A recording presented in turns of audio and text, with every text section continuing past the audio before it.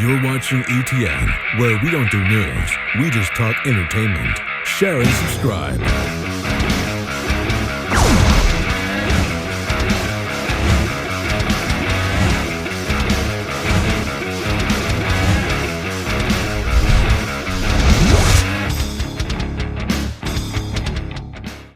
Hey guys, welcome to Entertainment Talk Nation. This is Rob. This video is an interview video with a gentleman named Simon Strange. Some of you may know him. He is a game developer who worked on numerous Godzilla games that many of you enjoy. So the video was filmed yesterday, Saturday night, and I've actually been working really hard trying to improve the quality of the video. But unfortunately, it just didn't work out that way. We were unable to do it on Google Plus, so we had to do it on Skype, and it was kind of a quick thing that I downloaded this third-party program that did manage to record the interview, but the sound quality is it's you can hear it, but there's some moments where it spikes a little bit, so you might want to just keep your hand near the volume, and also the quality of the videos it kind of goes in and out. Sometimes it looks fine, sometimes it doesn't. But nonetheless, you can still make him out very well, and he provides some great information on a game that he is working on with his team, including artist Matt Frank, which many of you know. And Matt was actually supposed to join us on Saturday, but he's still on his honeymoon. But nonetheless, here's the interview. I was going to break this down into 3 parts, but YouTube has that nice watch later feature. So you guys can just stop it when you don't want to watch anymore and then come back and watch it later. So without any further ado, and one last thing I want to mention. At some point in the video, I mentioned I was going to do a Let's Play about this on a Sunday night. But the game is controller only. It's not keyboard. And I used to use my console controllers on my computer. And I used to be able to use my PS3 controller, but I haven't used it in a long time. And I think my Windows 8.1 update kind of messed with that. So I'm going to be purchasing a controller in the next day or two, and then we'll do a video on the channel with the game. But nonetheless, here's the interview. I hope you guys enjoy it. Simon Strange from Sunstone Games talking about his game, Colossal Kaiju Combat. Hope you enjoy it. Hey guys, welcome to Entertainment Talk Nation. This is Rob, and this video we have a very special treat. With me today is Simon Strange. Some of you may know this gentleman very, very well if you've played a lot of Godzilla Kaiju games. Some of you may not, but either way, it doesn't matter because this gentleman is a big Kaiju fan, and he definitely knows what the fans like. He himself is a fan, and I want to welcome him onto the channel. Simon, thank you for joining us today. And yeah. How are you? I'm very good. Glad to be here with you. All right. So right off the bat, the first thing I definitely would like you to familiarize some of our fans with some of your prior work, and then we'll definitely get into Colossal Kaiju Combat. So if you could just tell us some of your prior work before this game. Sure. So I've been making video games since 1998. I started out on the PlayStation 1 with an awesome platformer that very few people played called Monkey Magic. And then I went to Dark Horse Comics, where I made a Hellboy game with them. And then I moved back to my hometown of Eugene to work with a little startup called Pipeworks Software that a friend of mine had helped to found. And they were working on a game that became Godzilla Destroy All Monsters Melee. So I was a designer on that project, and I was primarily responsible for all the combat and the controls and the monster animations and how all that stuff plays together. Then I remained with Pipeworks for several years, and we did a lot of other games, including Godzilla Save the Earth, Godzilla Unleashed, Rampage Total Destruction, a couple of Prince of Persia games, and so forth. Then Pipeworks was done with Godzilla games, and so I moved on to another studio, and actually a couple of other studios. It got really complicated after that, but worked on Tony Hawk and Tomb Raider and Army of Two, and then I started my own company back a few years ago called Sunstone Games, and and so that's primarily what I'm working on now, but we'll get to that in the future. All right, awesome. So now this project you're working on, Colossal Kaiju Combat. Now, yes, obviously we all know, and this Godzilla's been a big staple on my channel, but Kaiju fans in general. Now, we know that this game, as far as I read, I mean, we know that there's a Godzilla in the future perhaps, and a Gamera, and even a Cthulhu I read Is that Oh yeah, correct? absolutely. Cthulhu is public domain. That's easy. That's incredible. But tell us about what you have now, and maybe give the fans a little bit of information on this game. Sure. So we're recording this. It's August 9th, so for context. So we have right now the first game in the franchise. So Colossal Kaiju Combat is a franchise, right? There's no video game called Colossal Kaiju Combat. That's the name of the group of games. Okay. The first game in that release is called Kaiju Land Battles.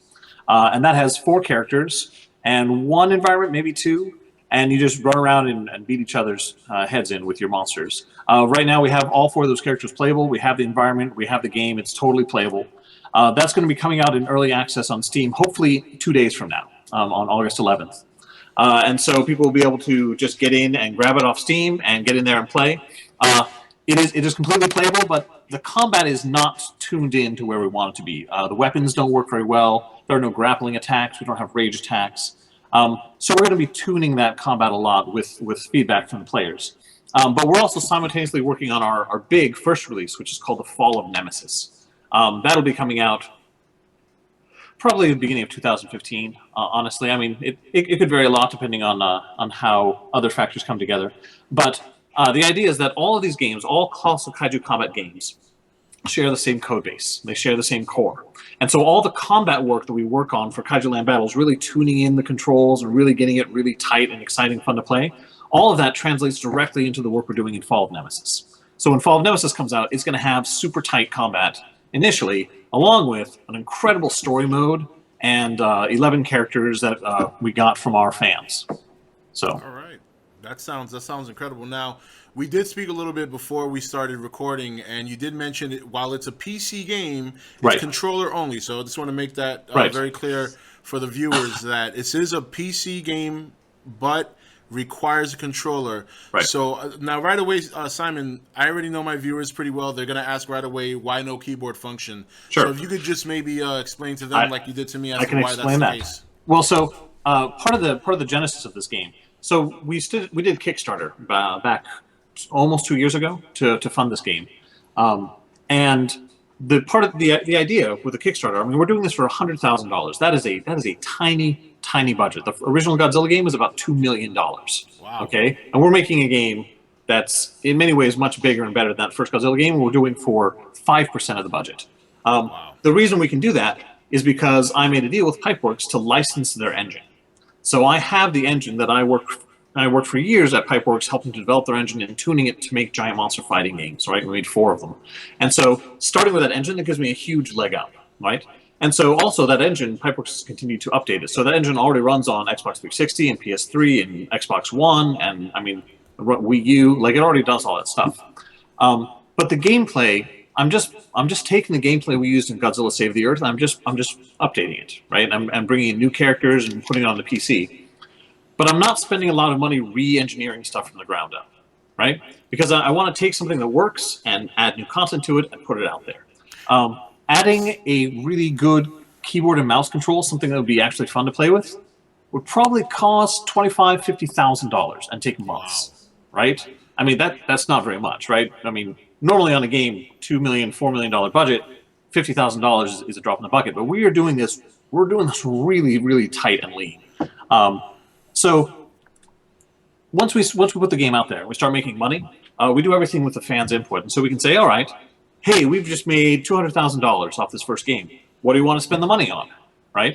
So a new character is about $10,000 each, maybe $12,000. Okay, so like, oh, we made $200,000. We could add 14 new characters and put it on a new game with 14 new characters, or we could add mouse and keyboard controller support for the existing game. Which would you rather have? Exactly. Absolutely. And I'm going to tell you, if we want to put the game out on Xbox 360, we could totally do that. That would be about $200,000. Right. Even though it already runs, right? There's no porting cost. It already runs on the 360, but that's just what it costs to publish it on the 360, because you have to go through physical media and printing and shipping and distribution and so forth.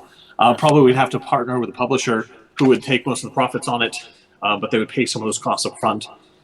It's all very complicated. There's a lot of money involved. We're trying to be transparent about money, but people usually don't want to hear about the money because it's sort of unpleasant and confusing Right, is, right. People Yeah, just I want to hear say, just add this feature, and we're like, Yeah, sure. yeah. Well, I mean, and it makes perfect sense. I mean, that's people are going to want content over a Right. keyboard and a mouse. I agree with that. So, Right. and let's face it. I mean, it's not hard to go out and get a controller. The USB controllers are so inexpensive. No, So you I can don't buy a think that'll brand be a new big one issue. off Amazon for $14. Exactly. So And in fact, I showed you this before, but here on my desk here, I've got a 360 controller and a PS3 controller that are just plugged into my PC. That's what I developed the game with. Are those two? right, and like I said, I know my guys enough to know that was going to be a question. So I wanted to make sure that they understood why. Sure. So all right. Wait, So now one other point. also- We also we have 4-player local play.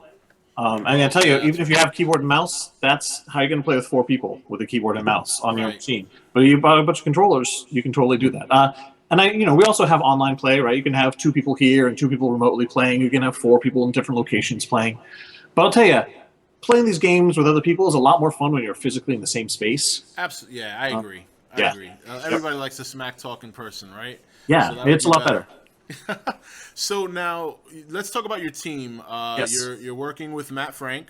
That's true. Okay. Yes. And for a lot of you viewers know who Matt Frank is. He's a big kaiju fan as well. Yes, he is. He's done a lot of artwork and comic books, Transformers, I believe, if I'm not mistaken, as well, Yep. of course, of Godzilla. Yep. So, Rulers of Earth out so on the shelves now. how's it been working with Matt? And have you worked with him before? I'm just curious. No, in fact, I had never met him before this project. We were introduced sort of at the beginning of this project. That was sort of the genesis. So I'm going to run a Kickstarter and license the engine, and I was like, oh, but I'm going to need an art director, and Matt Frank was sort of a natural choice to come on board for that. So I had never met Matt in person. Now I've met him in person several times. We got together and did panels at G-Fest the last couple of years. And I'm sorry that he couldn't be here, but he just got married. So I real saw life that on his, keeps getting in the way of work.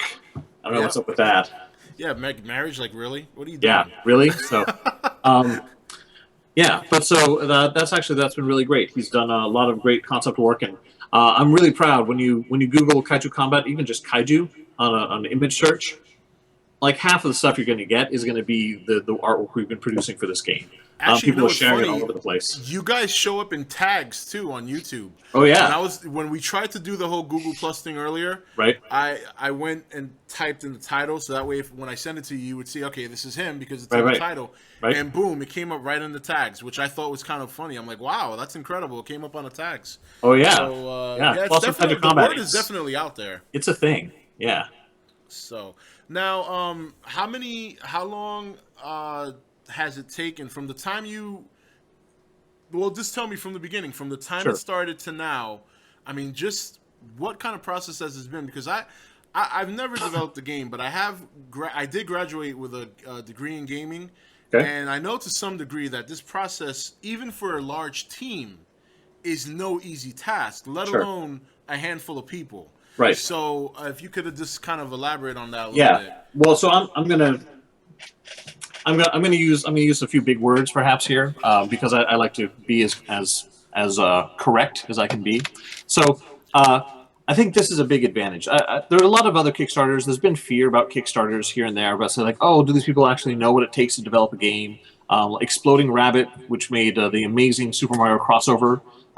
This guy made the game by himself, completely self-taught, and then he wanted a budget to make a second game, and it just fell apart because even though he was incredibly talented and had great ideas, like managing a bunch of people and getting things done on time and handling the money and like dealing with all the problems that invariably happen, like that is really complicated. Like you need a lot of sort of like life experience.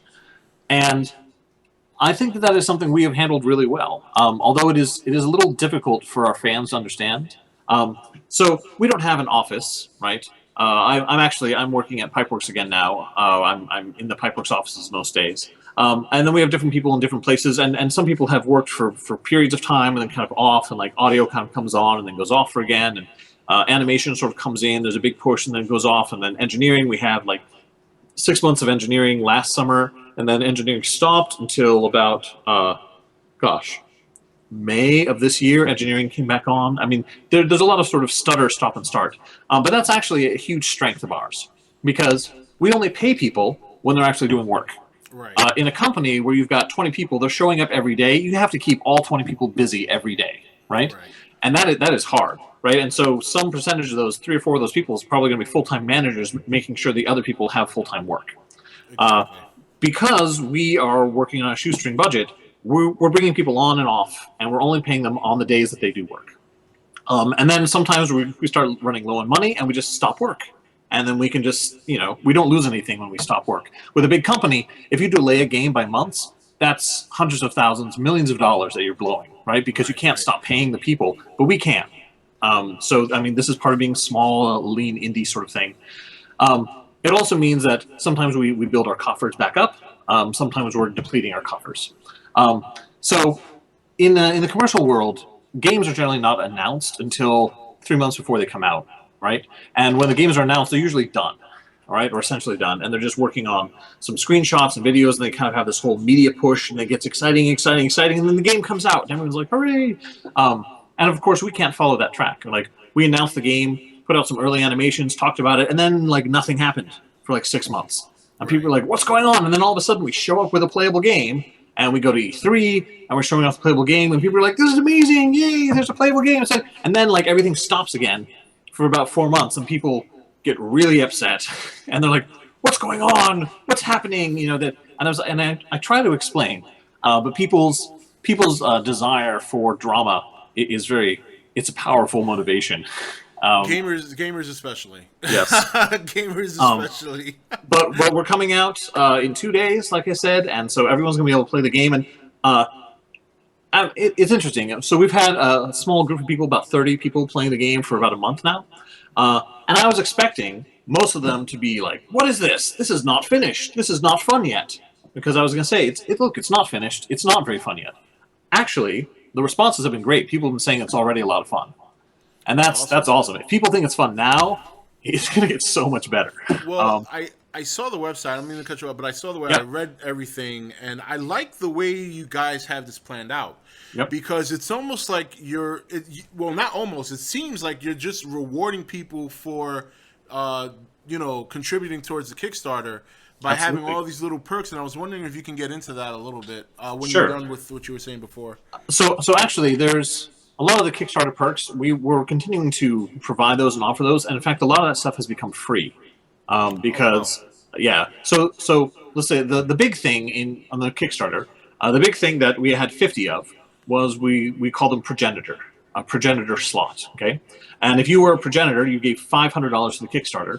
Not only did that mean you got copies of the games and so forth, but you got to do 4 hours of conversation with myself and Matt Frank on Skype, where we would talk and design a monster with you. And we'd make official artwork, and we'd come up with names and attacks and like a whole history, and like and then we'd put it up on the wiki and let everyone see it and announce it, and then other people start to incorporate it into fan fiction. We have an official comic book now that's using these monsters. Like, these official monsters are a big deal. And initially, we did these official monsters with these 50 people who had each paid $500 during the Kickstarter. But then we found there were a lot of other people who really wanted those monsters as well. But of course, people said, I can't afford $500. And frankly, just because you can't afford $500 doesn't mean you have a very good idea. So we've actually, over the last 2 years, we've developed this long and hopefully not too complicated process that is actually happening right now. Is that twice a year we hold sponsorships. Okay, so people are submitting monster ideas all the time. We have a place on our forums where you can talk about your monster and make an official thread about your monster and so forth. And then twice a year we have sponsorships. Sponsorships are when everybody's on the forums, any anonymous person can come in and say, I like this one and this one and this one, and this one is this one. And then we just get everybody's likes. You buy these little tickets for the monsters that you like, and we throw them all in a hat, and we draw about 50. And all those monsters that we draw their tickets for, those become part of the CKC universe, right? And we get artwork done for them, and we do a little write-up, and we make a set of trading cards of those monsters, and you can play them in this little card game that we've developed. Right. And then the best of those cards become progenitors that can become part of the future video game franchise. That's awesome. So we're rolling in about 15 to 20 a year of new monsters that are just coming from the fans. And so I hope that when this goes out on Steam and just off into the future, people will see this game and be like, how do I get my monster in the game? And we've got that path laid out. I think that'll take off, especially, the Kaiju fan base.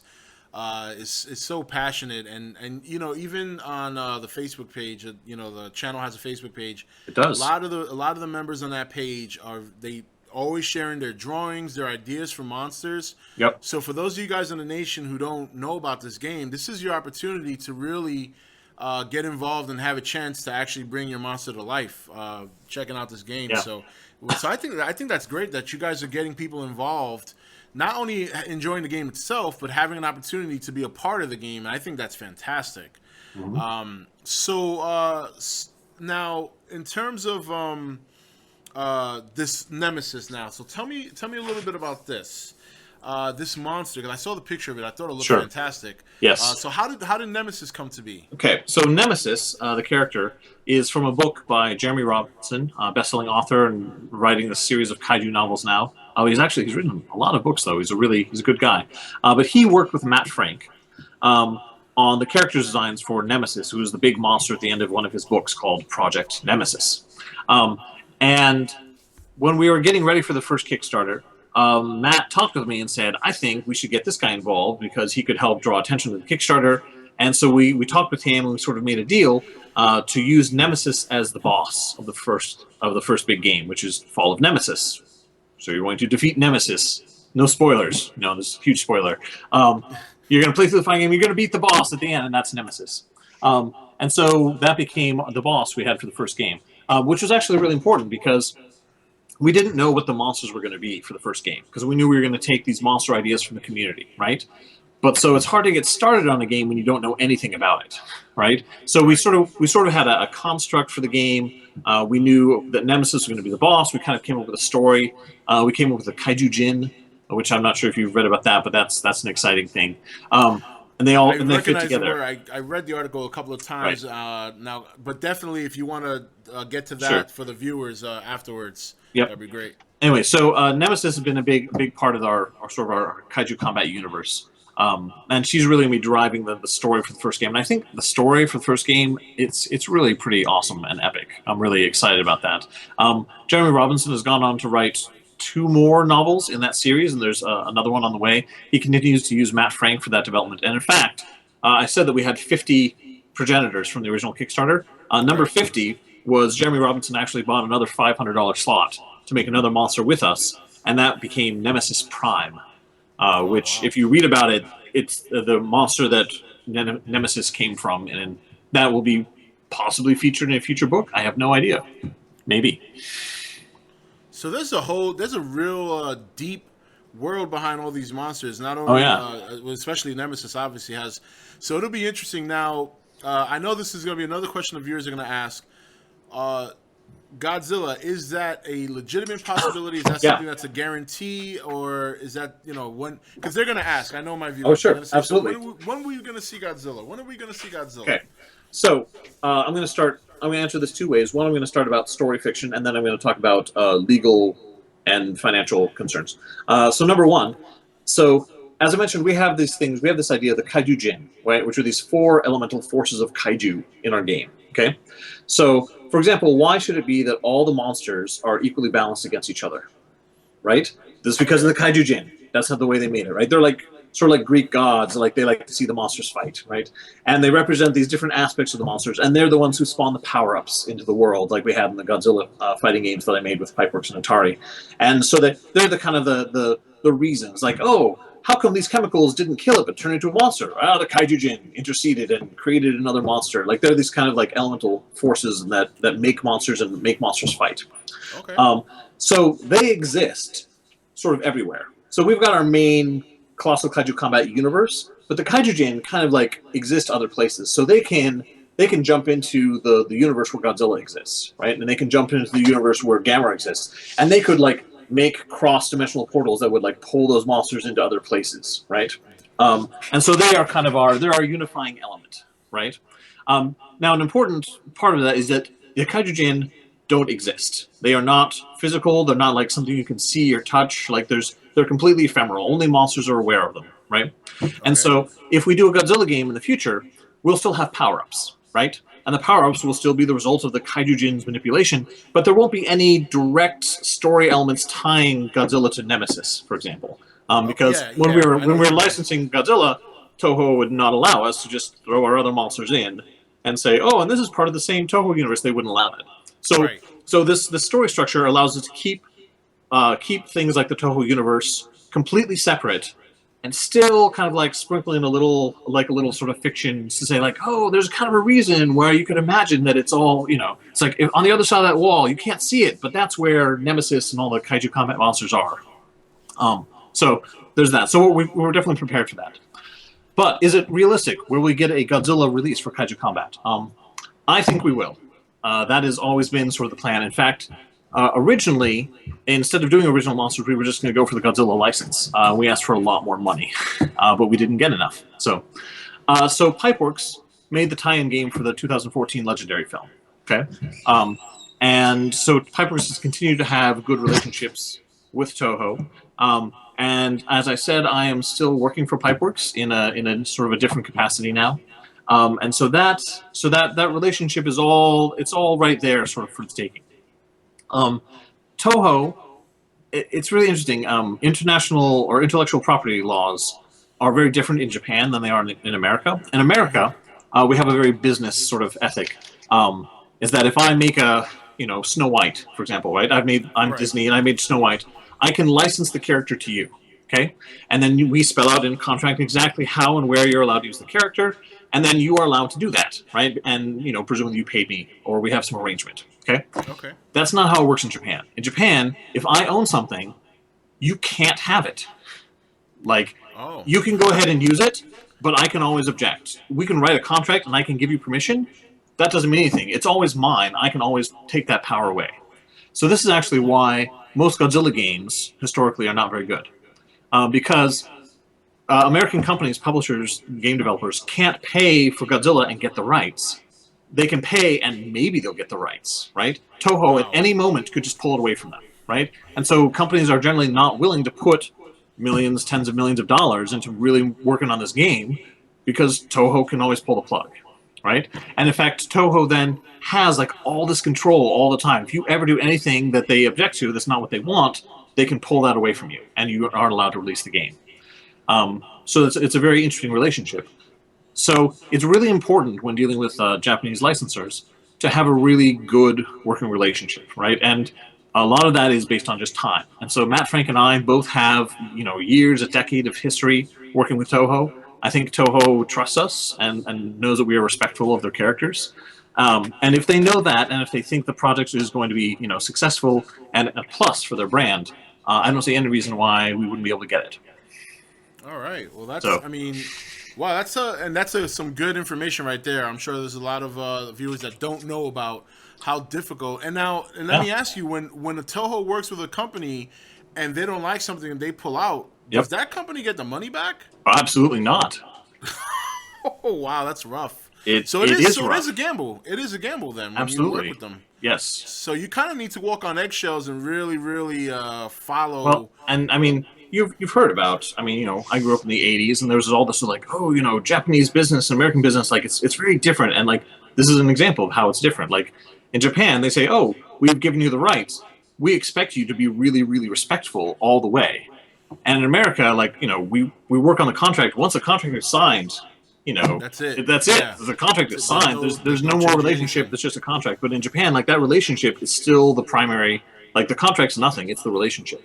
Yeah, it's the business relationship. Yeah. Yep. So, wow, that's amazing. But still, I mean, even still, the fact that historically you have, like you said, the relationship, and then Matt Frank, and of course, everyone. If you're a Godzilla or a Kaiju fan, either or both, then and you really appreciate it, then you have that respect for the genre and the character already. Yep. And then on top of that, you guys have the relationship. So that's definitely a big plus, I think, for fans going forward. But either way, aside from that, I mean, what you guys have right now, I think, is incredible. I mean, I saw some of these screenshots.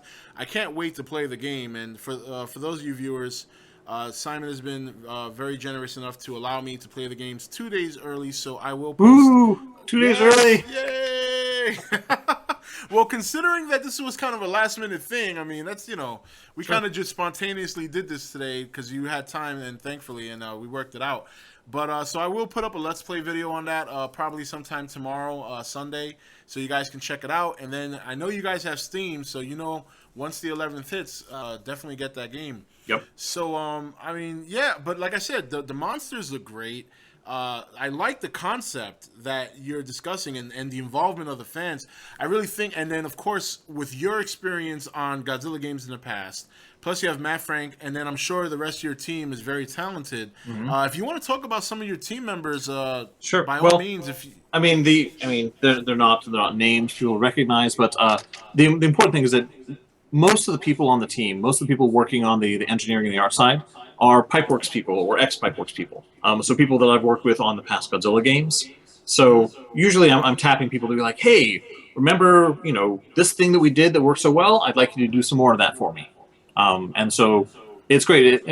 This is how I'm able to get things done cheaply, is that I'm asking people to do things that they already know how to do really well, and I'm asking them to do the things that they like, right? Right. And so I know part of the original idea with Colossal Kaiju Combat is that I wanted a game that wouldn't need a lot of engineering support. To make a fighting game, you need a lot of animation and character work, and then you need a lot of sort of design work and hooking up and scripting everything together. And so that was going to be, I had an animator in mind, and he and I, we were like, we could make this game 80% just the two of us, right? I mean, working all the time, it was like, that'd be really great. And he was excited for it, like, yes, this is, the idea. And then, audio, I was working with my audio guy some today, Mike Jones. He's in some of our videos. He's great. But, he has to do a lot of audio for games. And a lot of times that's footsteps, that's people clapping, that's kind of like background noise. Like, a lot of audio that makes a game kind of come to life is sort of boring. And it's like giant monster roars and battle sounds. That's super exciting.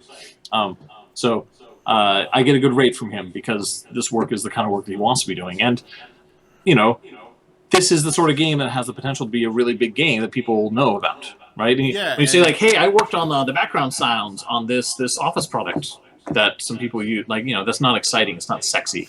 Right, I did the audio design for Colossal Kaiju Combat. That's something people can go out and play, and they're like, oh, that's awesome, I really like that. So that's good. That's a big motivator.